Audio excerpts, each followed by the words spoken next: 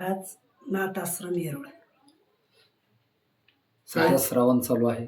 श्रावण महिना चालू आहे. श्रावणातला आज दुसरा सोमवार आणि एकादशी दोन्ही योग जोडून आलं आणि खूप अगदी आम्ही ह्या ठिकाणी एका घृष्णेश्वर भूमी 12 ज्योतिर्लिंग जरी जाऊन आलं तरी पण येरोळला यावं लागतं आणि त्याच ठिकाणी आपलं नाथ आश्रम आहे आणि नाथ आश्रमामध्ये लोक तिकडून आले की इकडे दर्शनाला येतात. म्हणून सर्व अगदी हे जी आलेली मंडळी आहे बाईट घेणारे खरोखर त्यांचंसुद्धा कौतुक करावं इतकं कमी आहे. कारण ते प्रत्येक ठिकाणी जाऊन आणि सेवा करतात. ही सेवा करणंसुद्धा एक भाग्याचं काम असतं आणि म्हणून आज ह्या घृष्णेश्वर भूमीमधून तुम्हाला प्रत्येकाला आव्हान की ह्या श्रावण महिन्यामध्ये भगवंत आपलं निश्चितच चांगलं करतो, परंतु आपल्याकडून सेवा घडावं ही फार महत्त्वाची गोष्ट आहे. सगळ्यांना जय हरी आदेश. भक्तांना काय आशीर्वाद देणार?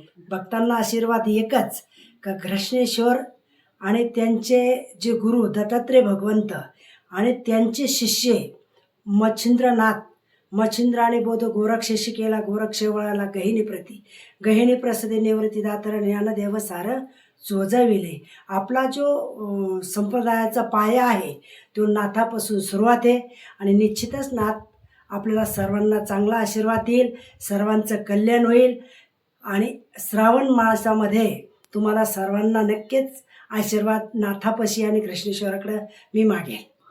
श्रावणामध्ये आणखी काय काय गोष्टी करायला पाहिजे? श्रावणामध्ये महादेवाची भक्ती करायला पाहिजे आणि श्रावणामध्ये नाही तो मासच असा आहे ती भक्ती तर करायची पण नाथाचा ग्रंथ पण वाचायचा. नवनाथ ग्रंथ वाचल्यानंतर असलेली काही पीडा दोष आपल्यामधून नाहीशी होतो, आपला भरभराट होतो. म्हणून श्रावण महिन्यामध्ये कोणी शिवलेलं अमृतचं पारायण केलं पाहिजे, कोणी नाथाची सेवा, कोणी दत्ताची सेवा, कोणी पांडुरंगाची, सर्व ते एकच आहे. परंतु आपल्यामध्ये जसा जसा भाव असेल तसा देव आपल्याला पावल्याशिवाय राहत नाही. म्हणून प्रत्येकाला विनंती का ह्या महिन्यामध्येच नाही, जन्माला आलं की संपायपर्यंत भगवंताची भगवत भक्ती केली पाहिजे.